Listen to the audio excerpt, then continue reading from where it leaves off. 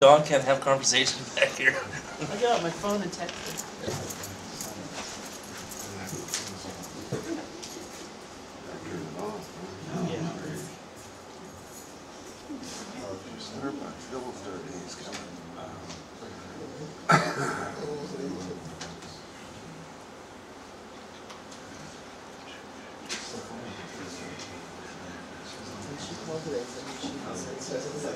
Oh.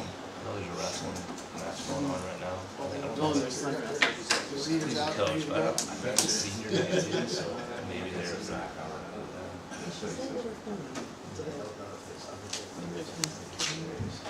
I'm refreshing my agenda here. No, I saw it. They're here.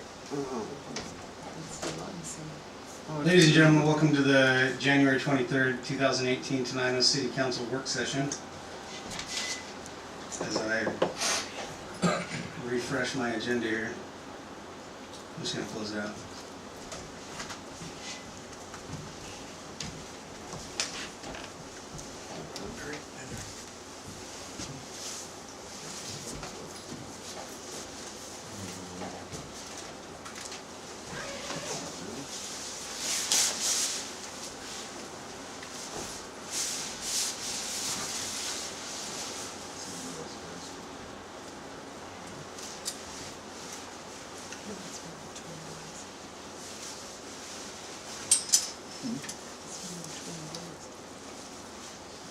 So we have a fairly full work session this evening. So we have request for relief of utility payments, ag business park update, fee schedule amendment, proposed proclamations, appointment position update, water rights in Washington, contracting authority, code enforcement update, and fire district 2018 operating agreement. I do want to. There was a last minute item thrown on here, so I'm kind of thrown for a loop. I don't want us to get back in the habit of coming the night of a council meeting and throwing something down on the table and saying add it to the agenda. That was the old way of doing things, and I absolutely do not want to get back into the old way of doing things. We're not into gotchas, we're not into last minute additions. If you have something that you'd like to add, please do so, by working with all your peers and in good faith, and give us time to get it on the agenda and get prepared. On the agenda, Wayne. All I did is say I wanted to hand this out. You chose to put it on the agenda. I didn't ask for it. So If you hand something out here at the meeting, it's I'll do it public afterwards. round. I'll hand it out Public afterwards. round. If you hand You take it something, off. if you hand anything out to your council members, you're essentially creating a meeting. So just be cautious. If you want something on here, we have no problem putting it on there, but let's all do it the I'm not right asking for way. any action. All I'm asking for is to hand it out today so it can be discussed next meeting. Okay. So you want it on the next meeting agenda, or what would you like? That was the intent. Okay. Okay, request for relief of utility payments.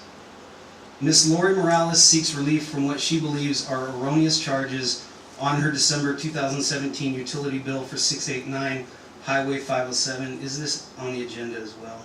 Yes. Oh. Okay, under new business. So we can't take, hi guys, we can't take any action during the work session. The work session is just kind of a, it's all on the record, but it's a chance to kind of talk back and forth. It's kind of it's not a business meeting, it's more of an informal meeting. So we can kind of have a candid conversation, so this is the right place to have that, I feel. And the council can ask questions, you can ask questions of the council, and I'll just invite you guys up if you'd like to come up to the lectern. So a couple weeks ago we were contacted by Mr. and Mrs. Morales regarding a discrepancy in a bill or a concern in a bill. So we took the concern, we took the complaint. The city issued a position letter and kind of outlined what the city administration is able to do, kind of what our left and right is, and and we got a little further. Mr. and Ms. Morales still have some outstanding concerns and questions. I believe I haven't spoke to you guys since probably 3 weeks ago or so, maybe a month ago. Yeah. Something like that. It's been over a month, yeah. Okay. That's- So, where that's at exactly now, I'm not sure, but, Well, Mike we had Crozier. originally called because we got a water bill for $477 and some odd cents, which was obviously quite surprising, being that it was over triple the amount of, well, not over, but at least triple the amount of what our normal water bill is. We usually pay around $165 and change.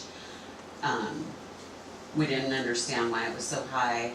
The city came out, they checked it out, couldn't find anything wrong. My husband turned the water off to our house. Nothing kept moving, there's no leak, we can't find any leak. He called under the house, there's nothing going on. Supposedly we used 75,000 gallons extra, Extra. In 1 month. Only- which unless I built a skating rink in my front yard, I don't really see how that's possible, We being don't have that cows. we're empty nesters, we're not on a farm, We we're, don't have a. it's just the two we of don't have us green and a thumb. dog. At any rate, so I came in and I paid $165 off that $477 because that's what our normal bill was around. And so this discrepancy is this other $312.05. My feeling is, my next bill came in and it was back down to normal. It was $165. So I don't know what happened, where it went. I don't know why my husband couldn't find anything, the city couldn't find anything. But I certainly don't see how we should be held responsible for that when we couldn't find anything wrong, you guys couldn't find anything wrong, and my power, all of a sudden, not my power bill, but my water bill's back down to what it normally was. Some weird glitch somehow, I don't know, but $312 extra is a lot of extra money in water. We've lived in that house for 26 and a half years.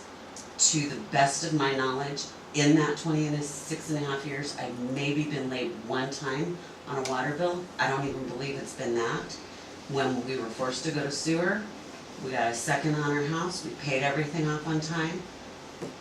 Never had an issue before, never had a complaint, never called you guys whining about anything before. But I just feel this shouldn't be our responsibility.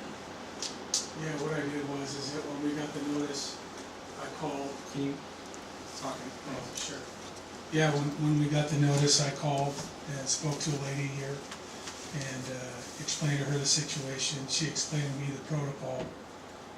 So then somebody came out and I tried to explain to the folks that our main has actually been changed. We originally had a brass cover, a metal cover that covered the glass, and we had a diamond that spun. Now we have a full, like a clock, a second hand that now calculates the movement of the water now. And so I don't know if that has anything to play in it, because I used to have a metal lid and now I've got a plastic lid. In fact, the last time when I went to go look at it to check everything out, the lid was actually open and there was dirt and rocks on the glass. And the lid was kind of miscombobulated. It's like someone lifted it up and then just kind of placed it back. And now it's all marked. I got blue paint all marked where our main's at now. And I think that took place when it was swapped out. Now, I don't know when that happened or what. I don't know if it happened prior to this situation or during the situation. I don't have a clue, because I haven't been out there to turn my water off in a very long time. So I don't know when that was swapped out. But I do recall a guy coming up to the house and trying to locate where our meter was at. And he was down the hill from where we're at. And I pointed to him where the tree is, and it looked straight down, and that's where our main is. Our main is actually down the hill, and then the line runs all the way up to our house. And then we got the notice saying that there's a possible we got a leak. So I immediately went underneath the house, because I don't want water underneath my house. Here we are, Christmas time, cold, I don't want my pipes bursting, that's the last thing I want. So I checked everything out. I got a call from some guy, and he says, okay, we're gonna look into it. So they came out to the house, they looked at it, I got a call back. He goes, hey, I walked around, checked everything out. There's nothing on our end, there's nothing on your end. So, here we are. Thank you. Troy, do you want to come up and kind of give this, you know, the public works perspective, what you guys, you know, what kind of service you provided with the meter, you know, after the complaint was filed, what you looked into, and if you had any findings, or... Yeah, well, the meter I know hasn't been, I've been here 8, 9 years, and it was probably changed before I got here. So With Pat that's, McGuire. That was been quite a while ago. yeah, That's why it's got the radio read one. and that tells you how long it's been since I turned the water off. Yeah, yeah, so, To do anything. that's been a while since we changed the meter, but what happened was we went down there and I had 2 new guys. And so I have them start on Houston Street to suck out all the meter boxes, and so they kind of get an idea of where they're at and what's going on with them. And so that's what happened with yours, they couldn't find it, and so what happened was they were going around and they sucked the meter box out and cleaned it up. And then they painted on top of it so they knew where it was for next time. And so they never changed the meter, never did that with the meter. And again, I'm the one talking to you on the phone. I have no clue where the water went, but it did go through the meter. So the numbers now are back to where they are, where you guys got charged for previously. It's just that 1 month it skyrocketed for some reason, and again, I don't know why. And what to tell you guys And either. so when something happens like that, if there's, I don't know what happened, but when something happens by our own code, the administration is only allowed to do, you know, things within a certain box. What we are allowed to do is what we are allowed to do is what we offered, which is what is the calculation, John? Basically what you do is you take the amount in dispute and you divide it by half, and the agreement what our ordinance allows us to do is split the difference with the customer. In other words, the customer pays for half of the amount in dispute and the city eats the other half. So that's where we are right now. So that's allowed by law, that is set by these guys to restrict what we can do. Anything beyond that is out of the mayor's power, the administration's power, and would go to the council, which is why you guys are here tonight. But what exactly they can do, you know, I can't tell them, I don't know, but whatever, if anything can be done, there has to be reason for it. So we can't gift water. You know, water is, it's consider it the same as money. You know, in the state size, it's the same thing. So we have to protect the city's money and water, and we can't gift it. So if there was water that went missing, or if something happened, we have to account for it somehow. From the Public Works Department's perspective, water went through that meter. Something made that meter spin. And I'll hand this out to you guys too. And I am not making a case for anything right now. I'm just trying to. I get it. Yeah. I'm not saying, hey, city, do one thing or do another. So don't shoot the messenger. But if you could hand this up. So this is a little table here, and when we say 70,000 gallons, what does that look like when it comes to, you know, pipes and water meters? If you look at the top card where it says unrepaired leaks can be costly, water loss in gallons at 50 psi, and what do we run our water at? About 90. 90. So double this in pressure. And the bottom one on the top card, so, you know, a whole half the size of my pinky in 1 month is about 60,000 gallons of water. So it doesn't take a big hole to create a 70,000 gallon leak over the course of a month. You know, but, you know, in your mind you'd think you'd be able to see it, you'd find it somewhere. And probably in most cases that's true. If it was underneath your house, you'd think you'd see a puddle somewhere. And then a leak doesn't magically disappear either, so it is kind of weird. You know, why wouldn't we see that leak continue? But a leaky gas, you know, a bad gasket on a toilet, it can equate to, you know, 40, 50,000 gallons in a month. So when you're at home and you hear that toilet running constantly, do something about it. I'm not saying you didn't, but for everybody in TV land, do something about it, because your next bill, it could be an extra $250, $300 on your bill.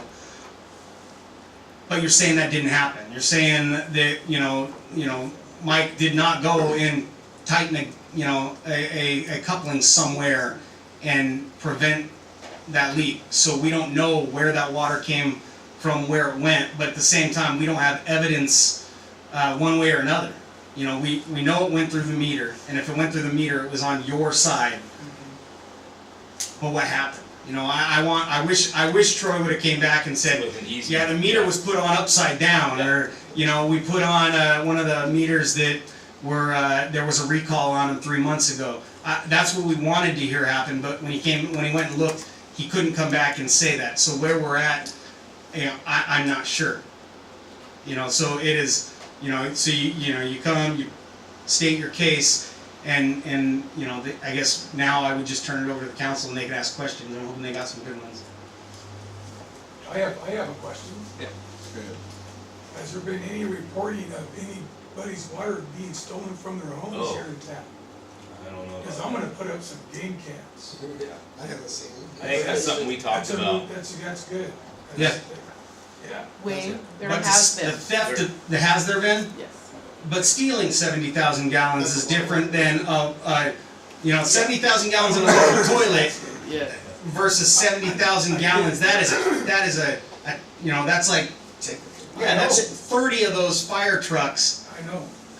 I understand that. There was somebody that just complained that they caught their neighbor using their outside hose. Is that, I mean, I'm just saying, Okay. yeah. No, and I appreciate that. If you knew my neighbors, that's why it Well, ran that's through our why mind. I used those, I'm thinking about. You know my Yes, neighbors. I It's don't know, 10,000 but gallons. yes, we. So I don't know where I don't know where the 70,000 came. So we are talking about 10,145 gallons. So that, Extra. you know, that's a swimming pool. Probably that's a large swimming pool, but that's different than 70,000. So 10,000 gallons is in a month is the second from smallest hole on the leak-o-meter. Okay, back to you guys. Sorry. If I remember your house, your meter's down the hill, right? It's all the way at the bottom of the street level. Okay, and your rise is something like a 25, 30-foot rise from the Maybe street more. level? Maybe more. It's been a while since I've been out there, so I'm just trying to remember. Yeah. What kind of how deep is the line itself going up that hill? I have no clue. It's probably about 2.5, 3 feet deep. I would hope. The Normal stuff, but who knows when they put that water line in, how deep they put it. I don't know. Yeah. Yeah, because I'm just trying to figure out, because I had a leak when I was living over here, and it was a mini geyser coming. Yeah. And I caught that right away, and that only cost me an extra $100. But like I said, I caught it right away, and you could see and literally see where all the water was. Right. Okay. It's almost as if there was a glitch in the meter itself. Something happened that very unusual. Yeah, this is the first case, really, since I've been here, that I've heard of that amount of water going through a meter without knowing about it. Yeah. Unless they knew they had a leak. We do that all the time. If it's a high read, we say you guys got leaks, and we hang notices. Oh, yeah. But, you know, that's the first time that I've, you know, been around since I've heard this one, so. And it wouldn't stop it. No, and it's, No. it is back on track right now. Keep Yeah. going. A rock found the leak and it's blocking it for like 4 months. Yeah. You know, not funny. You don't want that happening. It's a little funny, Larry. Yeah, no. Yeah, we just had something like that on our side. But if the rise, and it's still just only buried about 2 feet because that's below the frost line, you would still see where the water is coming from. Even that rise, you'd get. Unless it was going into pull a it from drain the in the house, house. you pull that water from the house, and you Yeah, didn't the have a water backflow, so would- your meter would be going backwards, not forward, you know? Exactly. So- And if there was a leak, and we're just talking, Yeah. if there was a leak from the house to the pipe, which we're talking about here, there'd be some kind of dips in my road. Sure. Because that pipe, you've been at my house, Yeah. but we got that little road that goes around our house. Right.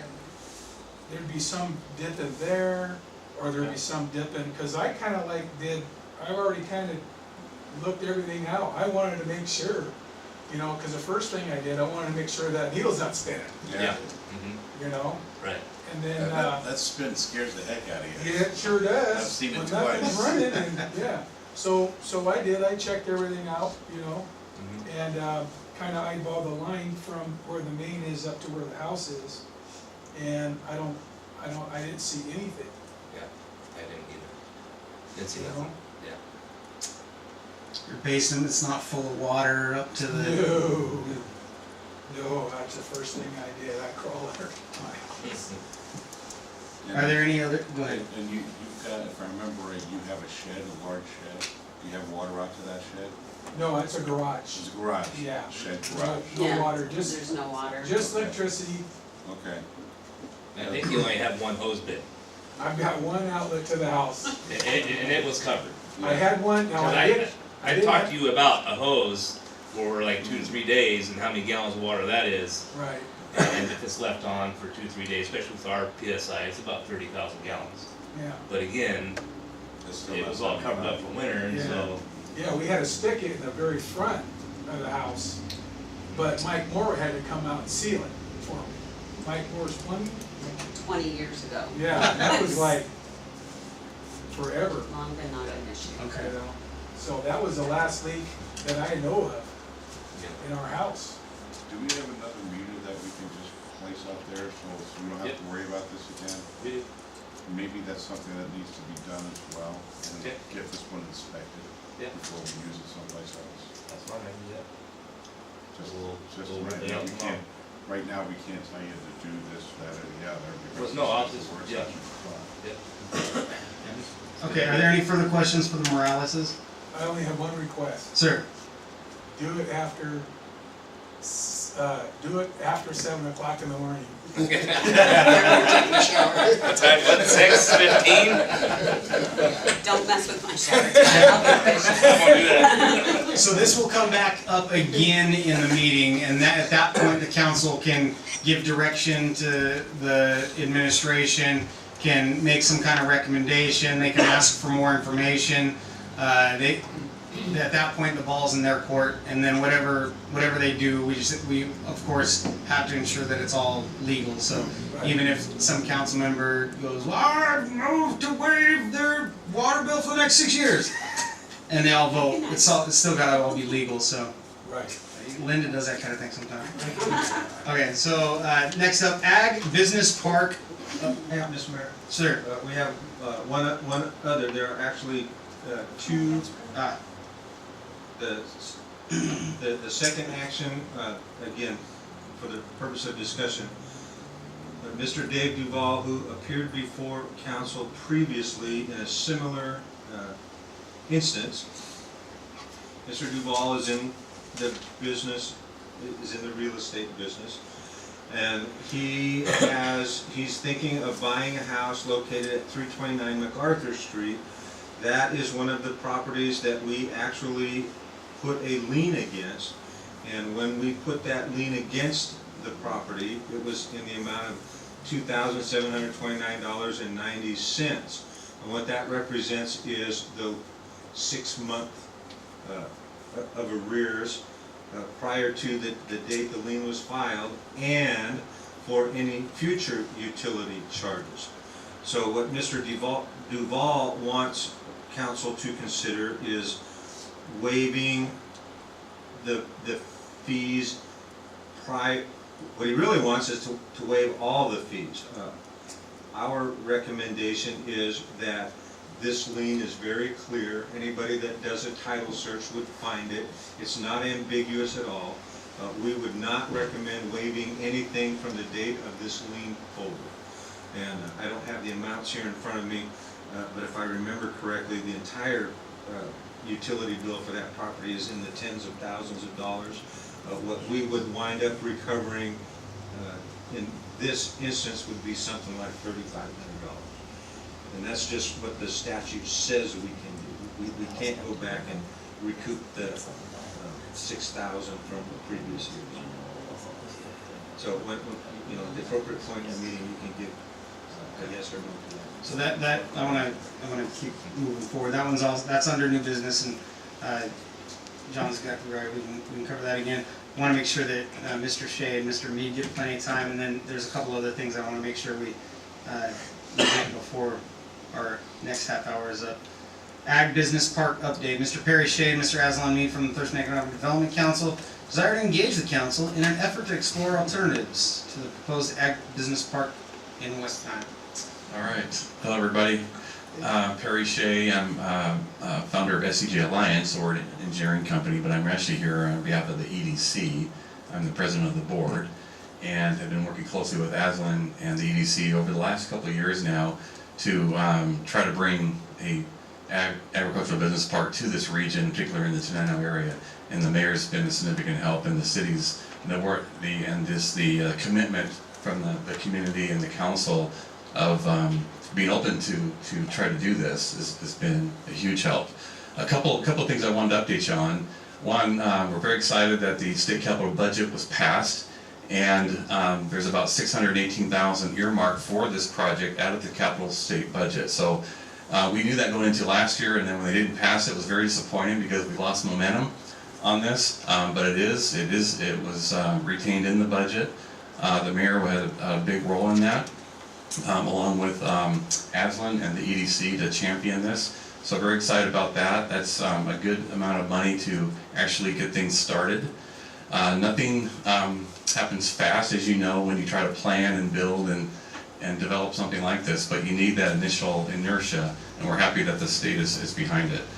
So a couple other things that are happening, and I wanted to make you aware, the council aware of this. In a couple of weeks, the Port Commission will be hearing from staff several recommendations for projects that they want to fund. There's about 5 projects that the Port of Olympia wants to fund through the 3-cent tax increase that they passed. So that's going to free up some money, and some of that money that they're going to free up is they're going to earmark towards the Tenino Agricultural Business Park, which will go towards initial planning, feasibility, site planning, what would it look like, how would it be developed, what the overall cost would be. And when you pair that up with the state capital money, we think we have the makings of a really neat thing here. We still need more money to actually make it real, but we've got a really good start on this. So we are now looking at the opportunity to site this on your Tenino city-owned land adjacent to the treatment plant. So you still have some property that is undeveloped. There's quite a few steps that still need to go, move forward to make that real. But part of getting the Port of Olympia involved, and that would include entering into a local agency agreement with the city, and then partnering with the EDC to kind of launch this thing, would be to do that initial site planning, feasibility, what we call due diligence, to understand the hurdles, what the permits would look like, what the encumbrances would be, how we would develop it, start putting together kind of the whole program per se. And we think that could actually start, what we think, in the next few months. So I'm pretty excited about that. So today's update was really to just bring that forward, so that if you heard about this at the Port Commission meeting about the Tenino site that you own, that I wanted to let you know prior to that, so you were aware. And that we are actually, and we've been working closely with our staff, so they're aware that we want to consider your property as basically the site that could be the home for this business park. So I'm pretty excited. And that was it, folks, for me. Unless there's other questions. If I understand this right, this is more money just for studying and getting a picture. Well, the port, the money that the port would contribute would allow that planning process to start. The 620,000 plus or minus from the state is actually for infrastructure, so it's for water extension, because your water, the water line doesn't currently go out there. You have reclaimed water at the treatment plant. It would be building road access, utilities, basically to serve the future campus, the park. So that $600,000 is very specific about what it can do. And then the money that we would be getting, the city would be getting from the Port of Olympia, would really help to advance the planning phase to understand how to build it, what it would look like, how to phase the project, develop I call the overall program for the business park. Are you looking at expanding our section of 507 out there? That's To handle traffic? I don't think you're going to see a huge spike in traffic to warrant an expansion. You might see a turn lane potentially, where the park would go, but I wouldn't see any major widening of the highway per se. How much of that highway can we get fixed using that money, since it's all attached to that project? The money is specific to development toward the park, so that's a whole nother conversation around, I'll call it the main arterial, the main access. So you're not saying it's just the wording that we use? There would be a lot of other latent benefits Yeah. to the city, especially the possibility of moving water out that way. Yeah, I know. They're, I'm just worried about the roads. yeah. Mm-hmm. But all that would be discovered through that initial planning phase that we need to do anyway. And so you got to start there. And the fact that we've got state capital money behind it is pretty significant, because now there's investment at the state level. And that allows us to actually then move forward to look at other grant opportunities. So it's a pretty big deal,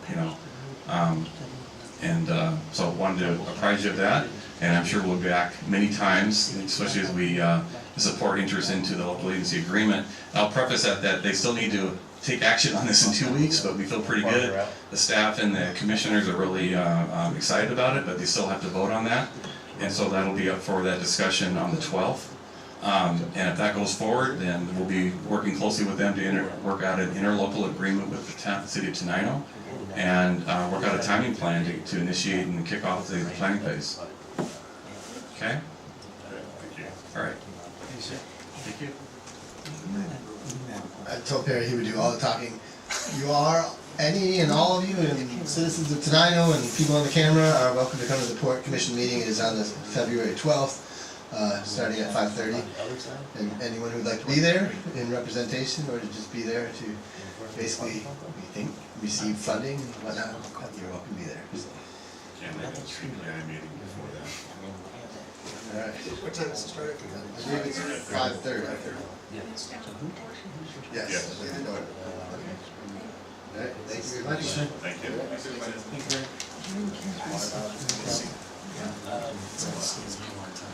Next up is fee schedule amendment. I will turn this discussion over to Clerk Treasurer Millar.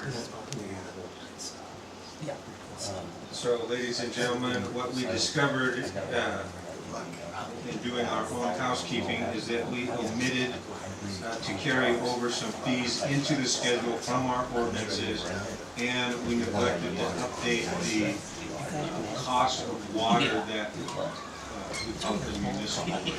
The cost of the water we charge ourselves. So we wanted to amend the current fee schedule to account for those items that were omitted and make that one correction.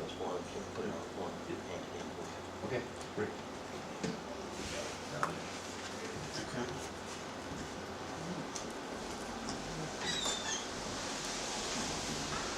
Proposed proclamations at the January 9th regular meeting of the City Council. Councilmember O'Callaghan requested a proclamation naming January 9th as Law Enforcement Officer Appreciation Day. That's included in the agenda tonight. Chief Moody requests a proclamation naming January 18th as Officer John H. Dowie's Day. This is this January 18th. They just passed with the 40th anniversary of the death of Officer John Dowie's, one of our officers in Tenino.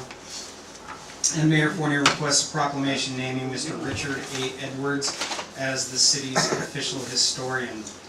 Mr. Edwards has served as an informal historian to the administration for a while, and he's assisted in several research projects for various articles that you may have read, and so we want to make that a little more official. He's definitely an academic historian, and he has served the city well as a volunteer for us in helping with research projects. And by naming him the official historian, we feel that it would help us kind of point to somebody who can serve as kind of a keeper of the record, kind of historical record, and also it puts a title on somebody that will be interacting with the Washington State Historical Society on the city's behalf, and can help the South Thurston Historic Commission in coordination with the city, and with the new downtown historic designation. He would also advise the historic commission that is yet to be formed. So those are all on the agenda tonight. Is there any questions? No, I'll speak up for Richard, though. I've known him for several years, and he's been down at the museum. He's been a little on the ill side. He's coming back. He's looking really good now. If you ever want to find somebody that has a heart for digging into the true history of what the question is, this is the person to do it. I don't know anybody else in the city that would dig a little bit longer to find out what he's trying to do. His skills are they're absolutely amazing, and I could talk about that a little more when he's here. He will be coming tonight. So, appointed position update. We got. Okay. So both Judge Myers and Planning Commission Will Rutherford we are asking for confirmation of their reappointments.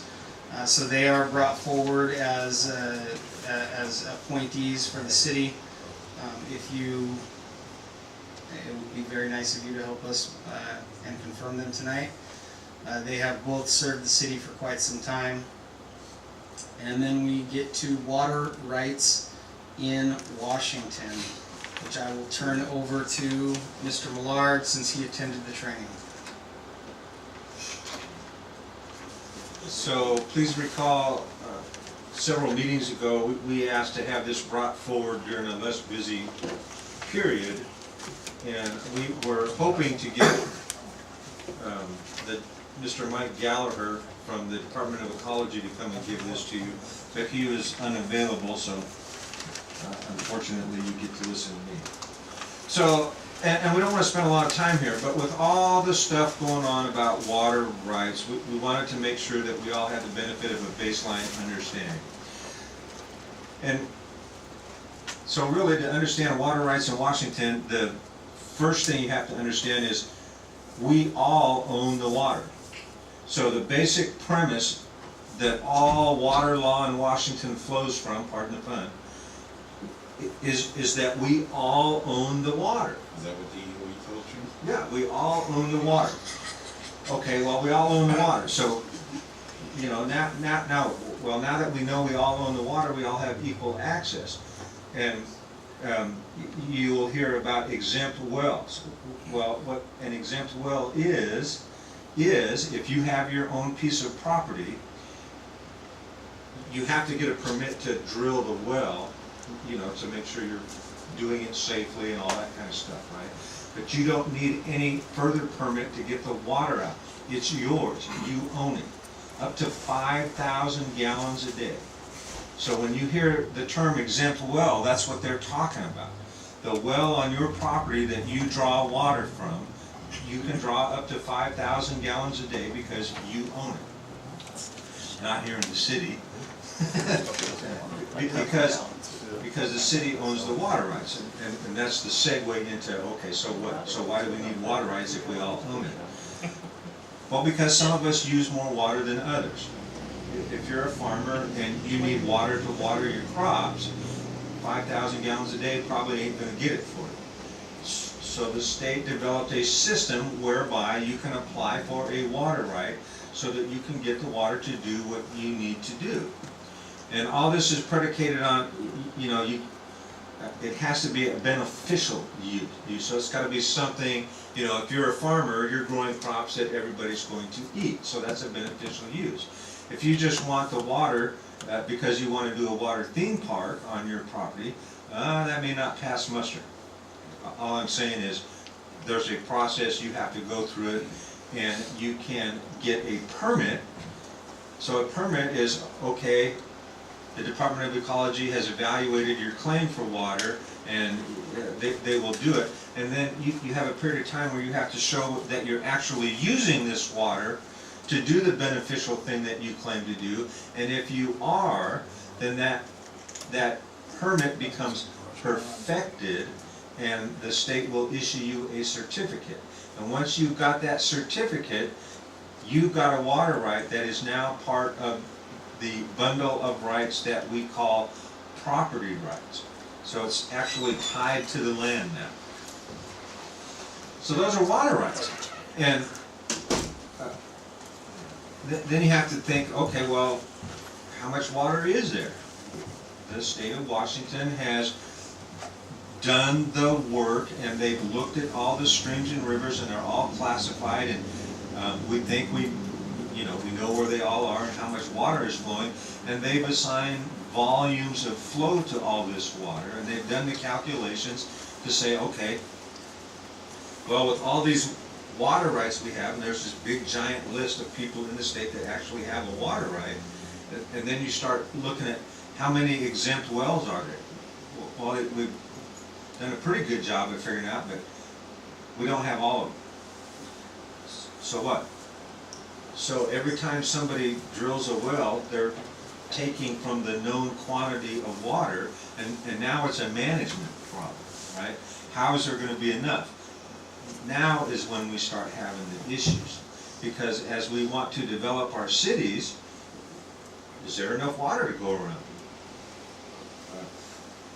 Well, that's where stuff goes to court, and the courts step in and say, okay, let's make sense out of this. And now enter the case law. The state Supreme Court gets involved and says, hey, wait a minute. It's all well and good to say everybody gets an exempt well. Everybody that has a piece of property that's, not in a city, and are drawing the water out of the well, they get their 5,000 gallons a day. How does that affect all the other water rights out there? And what the state Supreme Court has done in a decision, I'm looking for the name of the case here. Hearst versus Whatcom County, or what they said in that case is anything that affects the flow of water, you must consider. Now that informs the Hearst decision. Everybody's heard about the Hearst decision. The Hearst decision isn't about water rights per se. It's about the computations that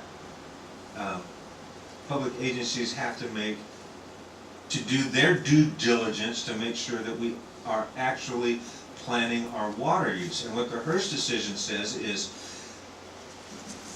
particularly counties, but any public agency may not rely on the Department of Ecology estimates. They have to go out and do their own physical surveys and determine what exactly is the impact that they are planning to use with that water. What will it do to the inflow of that water system that's going to affect everybody else's pre-existing water rights and the rights of those thousands of exempt wells out there. Again, the bottom line here is to make sure there's enough water to go around. Is it a perfect system? No. But it's a workable system. And as I was getting ready for this, I don't want to go too far into it because the legislature is still sitting on a bill that's attempting to address the Hearst decision. Oh, did they do it? They passed it, the governor signed it. Okay, and I don't have that information, so I can't tell you. Yeah, I can't tell you how it does it. But evidently we'll get some good water here. So that's water rights in a nutshell, and that's what the Hearst decision is about, and that's kind of where we are. Now, what's different about a city is the city operates a municipal water system, and so through, you know, we're a township, we've been here since 1906, we've got a robust set of ordinances, we operate a water system. What happens in a city like ours is basically we lease our water rights to the people that use water from our system.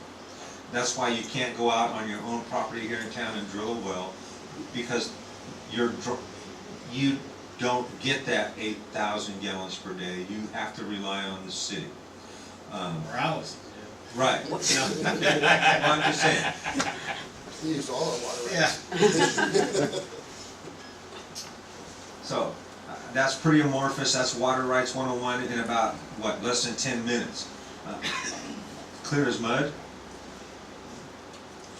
I'll be interested to Like I see said, that. because I have a whole different view of what happened, but we'll leave it be. And that seems to be the case usually. Usually. No. Okay, thank you, John. Are there any questions? Okay. Contracting authority. So, we want to have a discussion with council about how we approach entering into contracts. There doesn't, from what we found, there doesn't seem to be any real clear guidelines or codes or policies or rules or how we do it. But we try our best to bring every contract that comes to the city before the council, for the council to authorize the administration to enter into it.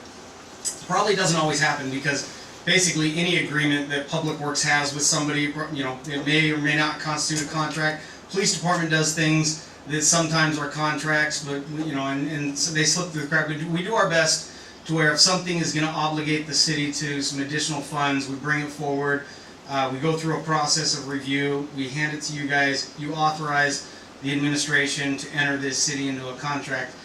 But that puts everything on this 2-week cycle, and nothing is done typically the first meeting. So it puts everything like on a 4 to 6 week cycle.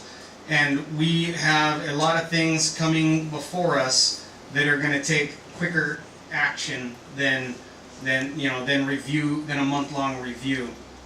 And case in point, some of the RFPs. We had some. We've been talking about this for a while, but this is really becoming something that is obviously going to bottleneck a number of issues. And we've got some prime examples we wanted to share with you guys, and then brainstorm some possible solutions.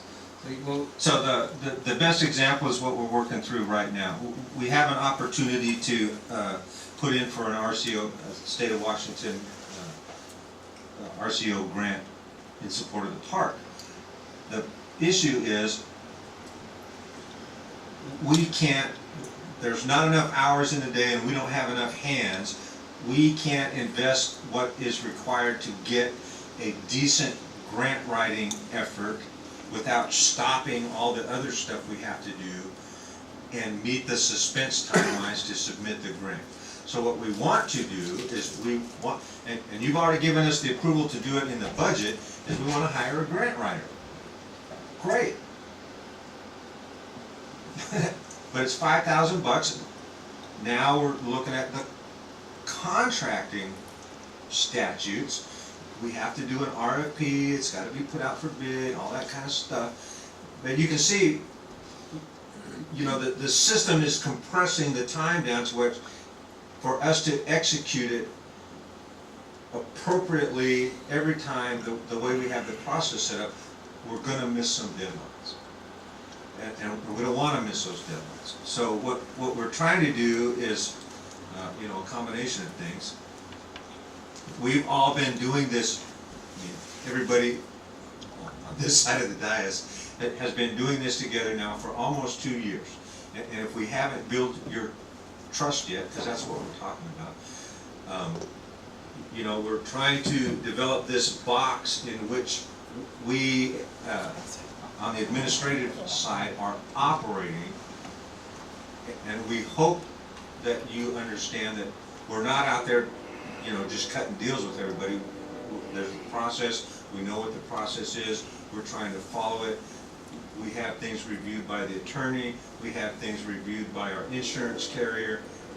You know, we're not just making, you know, irrational decisions. And so what we're asking you for is help us define that box at the level you're comfortable with, so that when we get in these real quick decision cycles, we can execute without having to wait for a council meeting or two. Yes, so like this RCO grant window, I think we have to notify them something like the beginning of March, our intent to apply for this, and the application is due in May, but so we've got to be ready by March to, you know, to put in some type of notice and be ready to apply for that. So then we've got to back out and we've got to hire a grant writer, which you guys have already said, yes, here's money to hire a grant writer, but we want to be able to put the RFP out, review the applicants, and because we've already been delegated the authority to move on this project, get the person working right away, and then come back and let you guys know where we're at, instead of, you know, wait 2 weeks, wait 2 weeks, wait 2 weeks. So if there's a way to do that, we would like to find a way. There's some kind of guidelines that John just put together that you know, kind of might maybe get us in the ballpark, but we're really looking for some latitude to be able to keep the city moving at the pace that it needs to move at. So are you asking for permission to move forward with this in a strict basis for the moving forward on the pool, or are you looking for broader authorization for any contract? Well, we're trying to define that. You know, maybe when there are instances when the money's been budgeted, we all have a clear understanding of the path that we're going. Mm-hmm. You know, or if you know, maybe there's a way that we can talk this out prior, and you know, maybe through some type of resolution or something, you guys can kind of state your understanding, and then you know, sometime, you know, we would have the latitude in between meetings to enter into a contract and start spending the funds that you've already authorized, and then we come back the next meeting and say, okay, you know, this money in the budget, this $5,000 for a grant writer, we've hired one, this is who it is, this is where they're going with it, expect results. Okay, see, because what I'm hearing right now is you've already laid it out. We already authorized the funds, okay? So right now you're telling us we need to get the grant writer. So that's not holding anything up, unless we say, no, you can't have the grant writer, which would be stupid since we already said there's the money for it. So basically at this point, and that's why I asked earlier, are you looking for a narrow window, or are you looking for a grander scheme? If we're going on a grander scheme, we've got a lot more to talk about, because I've had some issues up here before where I literally found out after the decision was made and had to rescind that the next meeting. See what I mean? So we need, if you're looking for authorization. Not looking at just this instance, because there's multiple things going on. We're looking to have the authority to keep moving on these multiple things. You know, not just the RCO thing. Yeah, you know, but there's the pool thing. There's so you're looking for the broader picture. Yes. We can't make a motion on this or anything like that right now, but nope. My suggestion. We're in the work session. Yeah, my suggestion would be more to use the pool as a test to see how that goes before it gets expanded. Because at that point, you have one that we can fix. If you've got 4 or 5 of them that you're juggling, and 2 or 3 of them are going haywire, we're in a lot of trouble at that point. I would suggest, without making a motion, because we can't do that right now, is that we give you that narrow window of authorization to move forward with the grant writer for the pool. See how that goes, because that's a 3-4 month deal. If it's going smoothly, then we may revisit that to expand it a little bit more. But that's what I would think, because I think that's the safest way for the city to go. I'm on the opposite end. I think if it's in the budget and it's under the $7,000 or whatever the requirement is for bids, I'm comfortable as long as it comes back to us and we know shortly thereafter what happened. If it's outside the budget, that's something totally different. That ain't gonna happen. I know, but if it's in the budget. I would go to jail. Yeah, it's in the That budget, if it's in the budget and we've approved it, and I'm I taking trust, you with me. I trust that, I trust our administration to use due diligence to do the best deal and being able to sign those small contracts under $7,000. That's just my. Well, that's appreciated, but, I know it's not. you see that document, that's exactly what I did, is, first of all, those of us that will be involved in the process need to get educated. We need to make sure that we know what the rules are so that we don't, ignorantly break one. None of us would do it on purpose, but it's easy to make a mistake.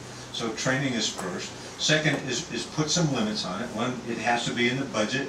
If it's something that was not budgeted for, then we must come to you and ask for your permission before we do anything else. Which is the point that I was making Right. to start with. Right.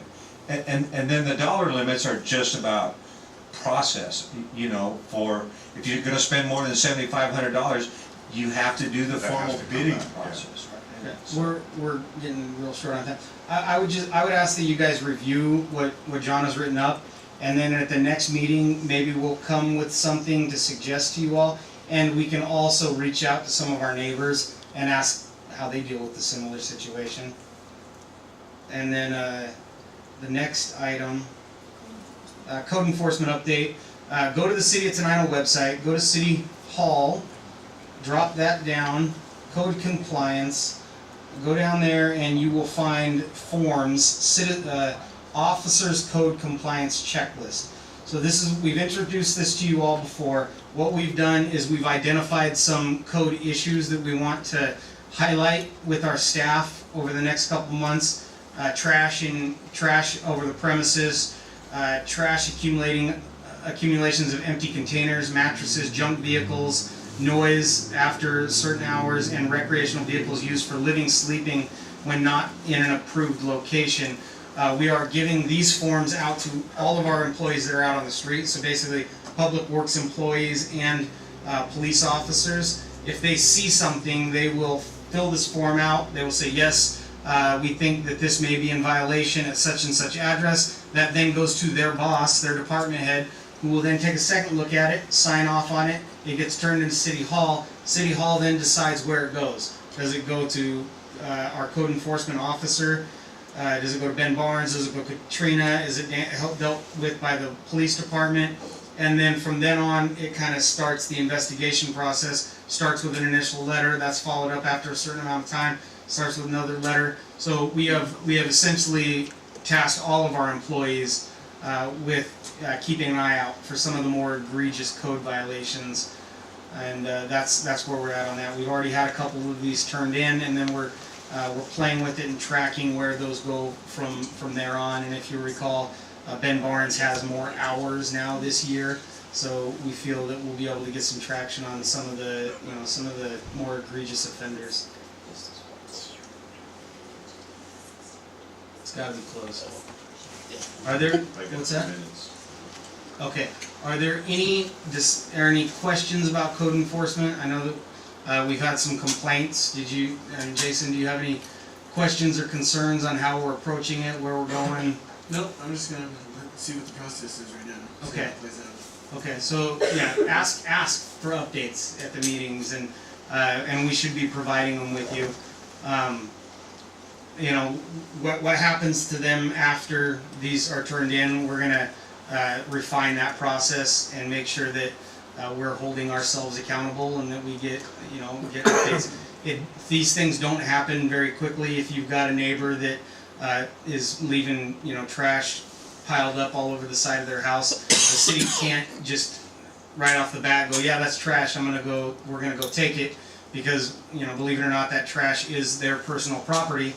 And while it may be against the law to have it piling up there for various reasons, we have to go through due process to make sure that every person's rights are respected with regard to their personal property. And so after that due process takes place, the city, the government can get, you know, a little more hands-on. So after several notices, they can come before a judge. In certain cases where there's like an immediate public concern, we may be able to go in and mitigate on site. Mr. Mayor, real quick question, because we got about 45 seconds here. Why are we moving from a reactive to a proactive position? That's putting our personnel into mini spies, basically. We've been talking about this for about 2 years. I know, and it's been the same question. Why are we going from a reactive to proactive? My position is that if we're not out proactively trying to mitigate these problems, it turns neighbors into mini spies. And so we can sit back and we can wait for Leslie to snitch on Mike, or we could try to keep these problems down to a minimum by addressing them as they pop up. But the problem is that we haven't had that problem. If Linda's got something out in her backyard, and I don't care We about it. have had that problem. Yeah, somebody calling in. Okay, we're out of time.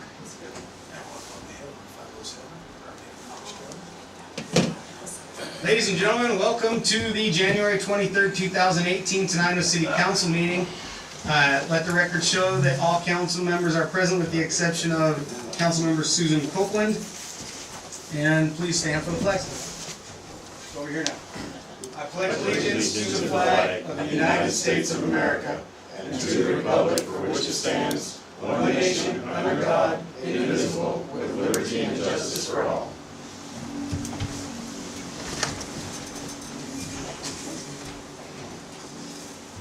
That brings us to the agenda. Move approval. Second. It has been moved and seconded to approve the agenda as submitted. Is there any discussion? Sir, would you like a place on the agenda? Okay. Hearing no further discussion, all those in favor? Aye. Those opposed? Motion passes. That brings us to the regular meeting minutes. Move approval. It has been moved and seconded to, well, I got two, I'll take that as a second. It has been moved and seconded to approve the January 9th, 2018 Tenino City Council meeting minutes as presented. Is there any discussion? It has been like a year and a half or 2 years since we've ever had to tweak meeting minutes. I don't know how we, we used to be, we would, we try to, no, you spelled this wrong, you spelled that wrong. I don't know if we're not reading them or Rana's autocorrect was turned on after a few years of not working. But thank you, whoever's doing it. It has been moved and seconded. Is there any further discussion? Hearing none, all those in favor? Aye. Motion passes. That brings us to vouchers. Move approval consent calendar. Move approval consent calendar. Okay. It has been moved and seconded to approve the consent calendar for January 23rd, 2018, consisting of payroll EFTs in the amount of $17,686.53, claims checks number 27052 through 27072 in the amount of $106,408.72, for a grand total of $124,095.25. Liquor and cannabis license application renewals for Scatter Creek Winery and Tenino Pizza, and an excusal for Council Member Copeland. Is there any discussion? Keep scrolling.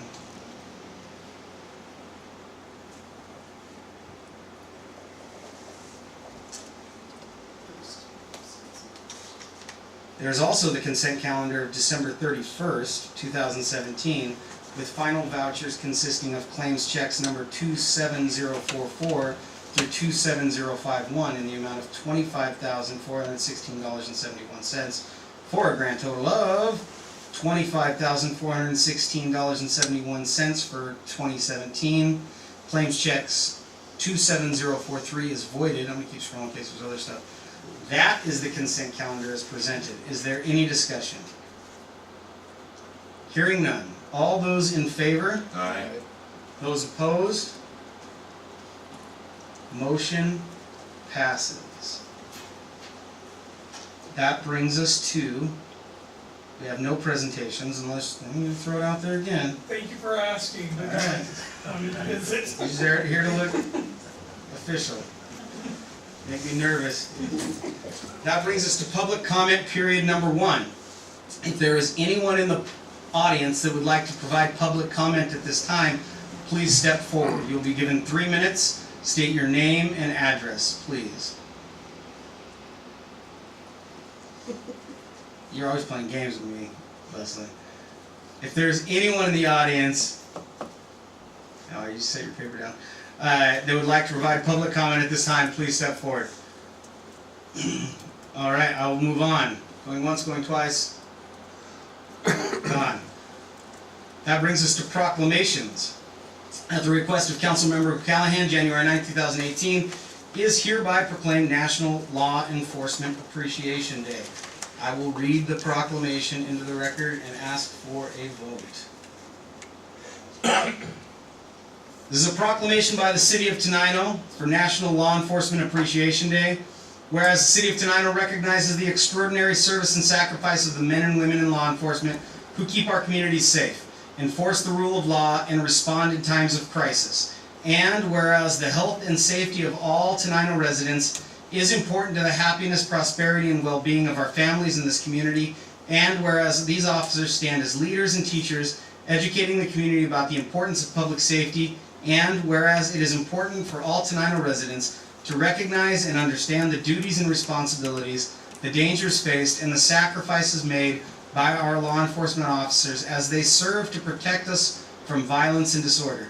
And whereas citizens' acts of kindness and appreciation for law enforcement officers provide our everyday heroes a source of encouragement and support as they confront uncertain and potentially dangerous situations each day. Now therefore we, the Council of the City of Tenino, Washington, do hereby proclaim January 9th, 2018 as National Law Enforcement Appreciation Day in the City of Tenino, and encourages the community today and every day to honor all law enforcement officers who put their own lives on the line to protect the lives of others. Signed in the City of Tenino, Washington, this 23rd day of January 2018. Move approval. Second. It has been moved and seconded to approve the read proclamation. Is there any discussion? Yes, we have 2 officers here. Will you please stand up and be recognized?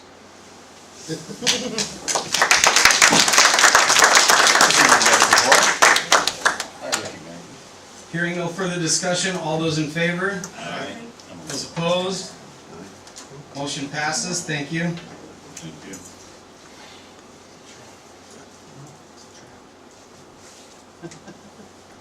That brings us to our next proclamation. The administration would like to proclaim Mr. Rich Edwards, having served in an unofficial capacity for many years, as the city's official historian. I will now read the proclamation into the record. By the City of Tenino, a proclamation for city historian. Whereas the Edwards family have been residents of Tenino since 1904, and whereas Mr. Richard A. Edwards received his Bachelor of History degree from Washington State University and his Master of Library and Information Science degree from the University of Washington, and has spent over 40 years as a research librarian and historian, and whereas a lifetime member of the South Thurston County Historical Society, he has written extensively on a wide variety of topics related to Tenino and the surrounding area, and whereas the city has recently adopted a resolution creating a creative district and is developing an ordinance to establish a historic district, and whereas Mr. Edward has generously offered his time to assist the city in its endeavors to preserve and accentuate the historic, industrial nature, and handmade character of Tenino, and whereas both the Historic Preservation and the Creative District Committees could benefit from the wealth of knowledge and experience Mr. Edwards possesses, now therefore we, this Council of the City of Tenino, Washington, do hereby proclaim Mr. Richard A. Edwards the city's official historian. Move approval. It has been moved and seconded to approve the proclamation naming Mr. Richard Edwards as the city's official historian. Is there any discussion? Mr. Edwards, will you please stand and be recognized? Thank you. Over here, sir. Oh, come on. Lens cap? No.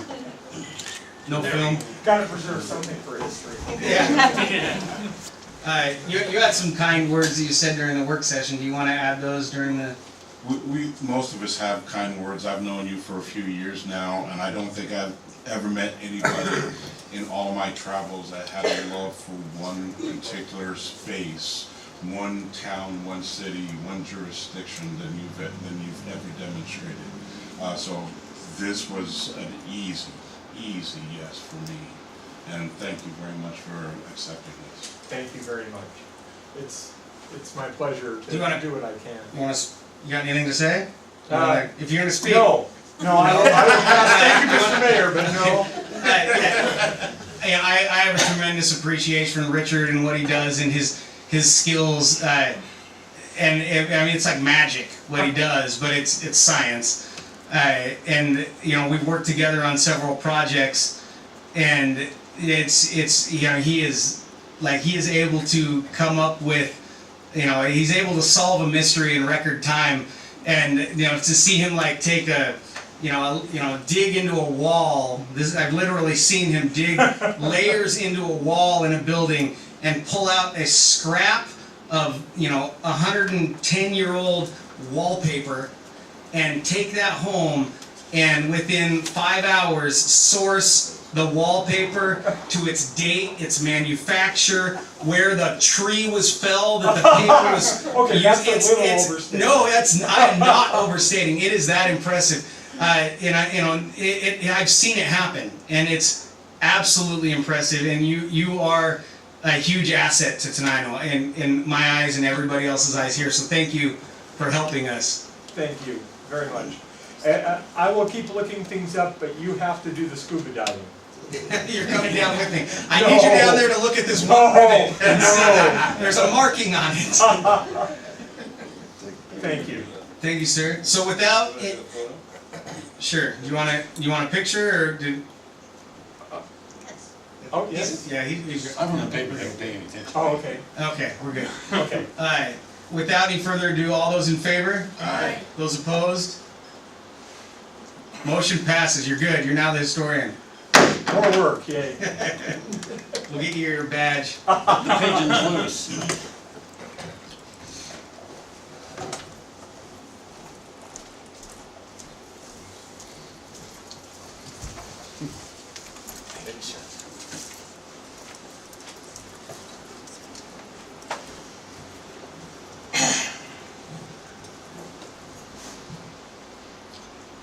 You on with it? Go ahead. You on with the next section? We are on to the next section. Okay. So first off, I'd like to identify the Dowey's family that showed up tonight. Could you guys introduce yourself? I don't know everybody. Jack Dowey, my wife Ruth. I did speak with Mrs. Dowey's this last week. She's kind of sick, so she wasn't able to make it. If you aren't aware, January 18th, 40 years ago, marked a day in history for the city of Tenino that I think is very important that we not ever forget. So I had asked the council to bring forth a proclamation for today, for January the 18th. So I wrote a few things here just to read. Hope that makes sense. I've never done this kind of stuff before, so bear with me. January 18th, 2018 marked 40-year anniversary of the loss of Tenino officer John H. Dowey. The loss of each officer is a substantial one, as in remembered throughout time as it happened just yesterday. As I read through the reports of this tragic incident that took Officer Dowey's life, it saddened me, but it didn't surprise me that Officer Dowey was not alone as he attempted to contact the disorderly subject for the city of Tumwater. As in most cases, Officer Dowey knew the subject, knew the family, was also aware that the subject wasn't very law enforcement friendly, but with those things in mind, he still went and contacted the subject at 210 4th Avenue at a duplex. It was during that contact when the suspect gained control of Officer Dowey's firearm in a scuffle altercation where it was discharged at Officer Dowey's and mortally wounded him on the scene. There's different accounts of where Officer Dowey was shot, but at the end of the day, he was shot numerous times in numerous portions of his body. There were no witnesses that I could find of the actual altercation, but I did read that the neighbors heard a lot of gunshots in the area, and community members had called to report Officer Dowies was down. When the sheriff's deputies arrived, coming from Olympia and the surrounding areas in the state patrol, they had found that the Rainier Town Marshal had already taken the suspect into custody. I found out in my research, which I'm not as good as our historian, I do got a lot of cool stuff over there, but not there. I found out Officer Dowies was a military police officer, that after leaving the military, worked for the city of Yelm as a police officer for a year before he came to Tenino. Officer Dowies worked for the city of Tenino for 4 years before being taken from us in this tragic incident. Officer Dowies was married to Bridget Dowies and father of 4 children. So obviously one young man that's here today. As described in 1978 by the then police chief Jim Lilly. Lively. Who? Lively. Lively? Yeah. I struggled with how to say that. I'm sorry. Lively. Chief Lively. Officer Dowies was a good cop. The chief explained that that was one of the highest honors he could pay an officer. Chief Lively also described Dowies as a dedicated, good, honest cop, and the independent newspaper described Officer Dowies as the community had been robbed of a friend. We as a community can never really repay such service of a good, honest cop, but we can show the respect and remembrance of a truly great human being and public servant and his family by never forgetting the ultimate sacrifice Officer Dowies made on January 18th, 1978. It is for that reason, as the City of Tenino's Chief of Police, I am requesting the City of Tenino Council proclaim January 18th for all future years to be known as John H. Dowies Day in the City of Tenino. As a community, it is important that we embrace our history to ensure we don't repeat these tragic events in the past. We must learn and evolve through our history as it has preceded us to provide a healthier, safer community for our families and children to grow. It's with heartfelt appreciation I want to thank Officer Dowies, his family, for all you have endured and the sacrifice you have made for our community. Thank you. Thank you. Thank you.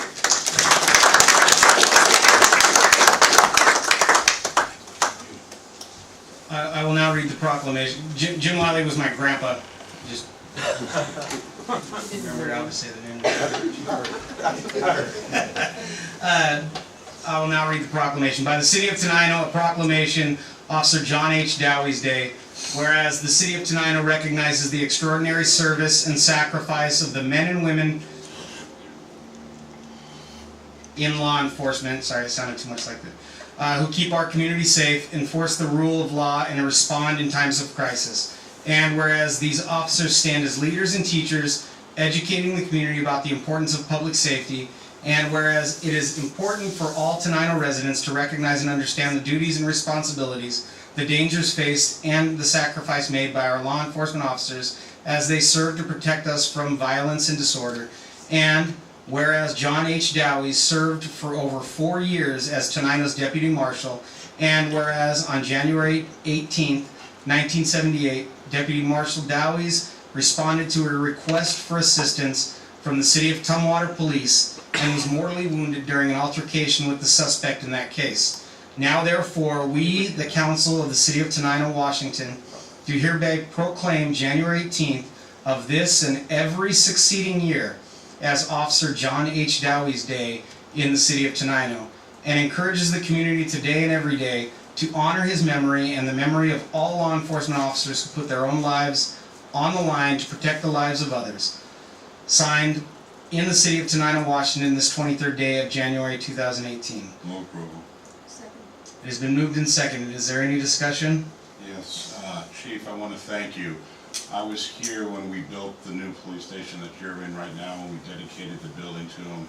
This is something that should have been done a long time ago, so I thank you for bringing it forward. Thank you, Chief, and thank you, Dowies family. Is there any further discussion? All those in favor? Aye. Those opposed? Motion passes. Thank you.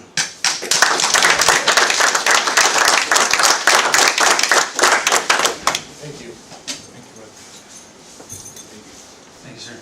Thank you.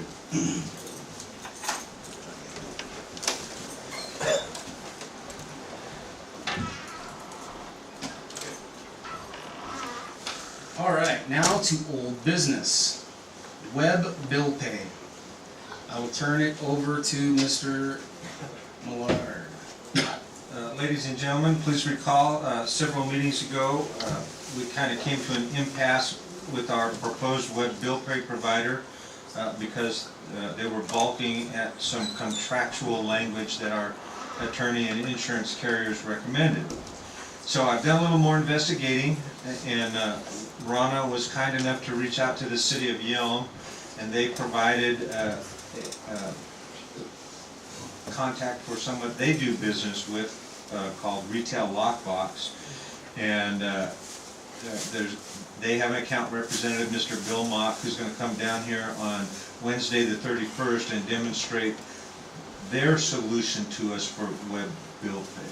So what I'm telling you here is I haven't forgot about it, but progress is slow, but we are making steps toward getting the ability to take credit cards both online and here in the office. So we'll see what happens on the 31st, and hopefully I'll have better news for you. Any questions? Okay, work in progress. Quarry pool renovation. Mr. Spencer Dean has completed his work on a proposed renovation plan for the quarry pool. Based on the information he has provided, Clerk Treasurer Millard will begin drafting an RFP with a view toward beginning work in the May timeframe.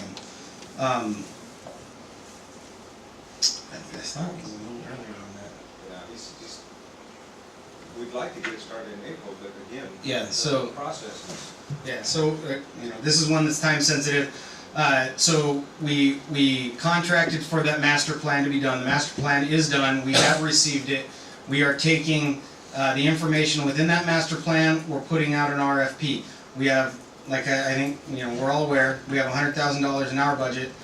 We have been approved for our CDBG grant request has been approved, and I want to say it's another $230,000 to $240-ish thousand for the grand total of $300,000 and some thousand to do the work.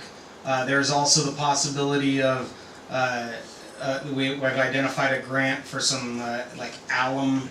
One of the pieces in that master plan is like introducing alum into the water at a certain period, and there's a $20,000 grant out there to pay for that. We're going to pursue that if when it's time appropriate. We also received another grant today from like NRPA and Disney, where one is out for like another $30,000 for playground equipment that may fit into this. So so while we have the money, we're still looking for additional funds to to bolster our ability to do this. But the bottom line is, we've got the funds to start on this. We've now got the plans with which we want to move forward.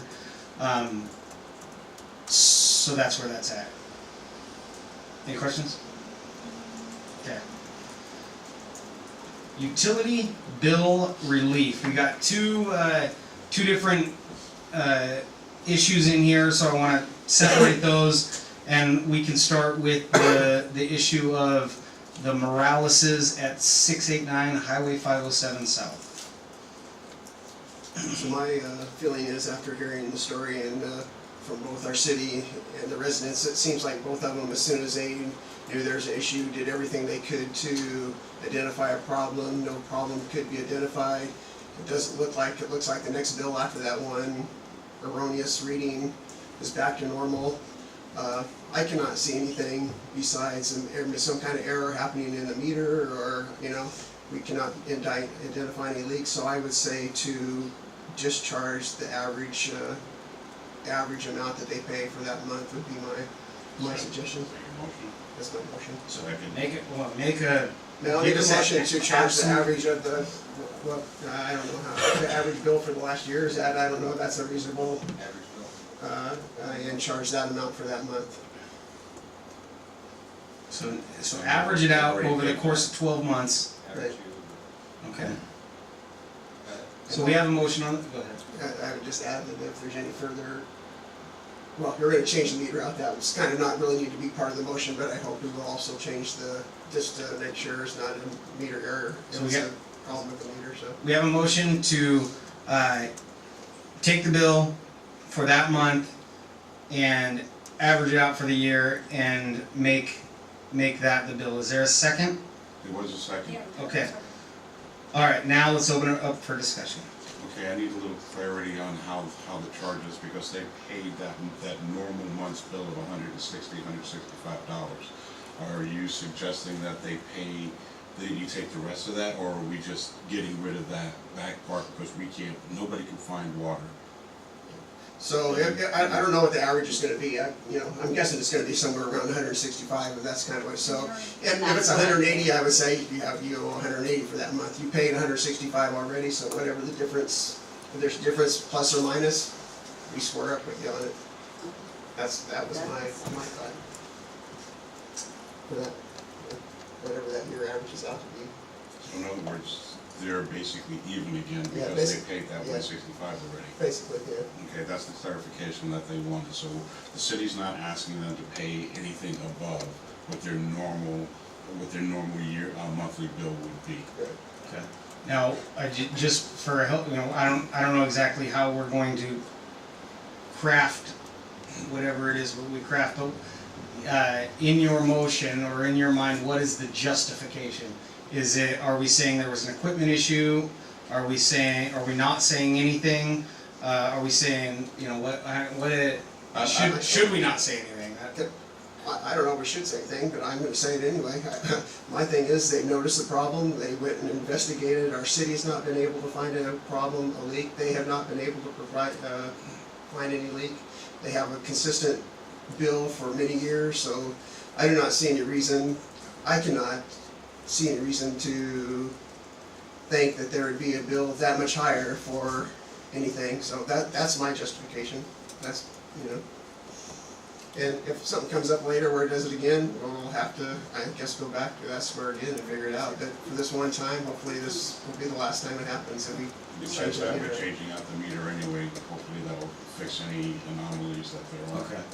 So, we're gonna, if you guys vote in the affirmative, we would, I think, write something up. Blame the meter. We would write something up, and we would then pass it on to the attorney for review, and then we would bring something back we would bring something back to you guys at the next meeting. If the attorney says, oh yeah, whatever you want to do, that's fine, then maybe, then it keeps it real simple. If the attorney says you need to have some kind of resolution, because we want to get it all in writing that says you guys agree to this and what it exactly is. I'm not saying your motion's not ironclad, but, for us to get it in writing. Later down the road, somebody else comes and says. Yeah, or council member so-and-so says, well, I really didn't agree to that, I don't like it, whatever. We wanna get something, we'll get something in writing that for you guys to agree to, and we'll try to put your motion into a resolution. Because a resolution's not a binding thing, but it's you guys all agreeing on something that's in writing. Is that? Yeah, that's fine. Would that be okay if we do that? I guess only one other question I have is there won't be any charges or interest or anything like I would say there would be. We already worked that out with them, that if they pay up and not over, we're not gonna shut your water off, we're not gonna charge you additional. And it's like, hey, in the meantime, let's take this extra and let's set it over here while we work this out. So I'm good. Well, what we're doing is, in the past, we didn't have to do this, but times changed and we got to cover. That's why it's going through the lawyers. Okay. Absolutely understandable. That's what I wanted to hear. No. Hey, it is what it is. Yeah, You know, no, times we're just change and you thankful you considered gotta it do what you and gotta do, and thank you for appreciate the consideration. further consideration. Because it really was a shock. Yeah. It wasn't 18 million like somebody got for their, Yeah. they signed the paper the other day. Oh, wow. The last person, Dave, offered to pay for it. I wasn't gonna say that, but it was a couple years ago. He did get his checkbook out. I don't know what you did to make him mad, but that's his usual go. Yeah, I can just send the rest of it. Okay, so we have a motion on the table, and we will try to, however you vote, if you vote it down, we're not gonna do anything. If you vote in the affirmative, we're gonna try to capture your intent into a resolution, which we would then bring back for you guys all to adopt or reconsider or whatever you wanna do. Is there any further discussion? Hearing none, all those in favor? Aye. Those opposed? Okay, motion passes. So expect something at the next meeting, and we'll continue to talk with you guys as needed, but I think probably good. Would you like us to come to the next meeting, or? I'll let you know, but probably. Yeah, it looks Oh, nice I'll to have send a crowd him. out there. Yeah. Not exactly Anything the better most to do. comfortable chairs in the world. Just Makes saying. everyone think we're doing something. Thank you again, You y'all. gotta Have a sit in the nice back night. next time so that people don't get blocked by your hair, little Lori. Snuck under the camera over in the corner. Poor Richard hasn't been able to see anything the whole meeting. It's been great. Sorry. You have any notes extra for me? You know what I'm talking It's not even that big tonight. I know, Right that's next door, great, up thank you. Are you guys going to the wrestling You meet after this? It's blackout. It is, alright. All right, Good luck. thank you. You guys have a good night. See you, Mike. Next on the agenda, new business appointed official.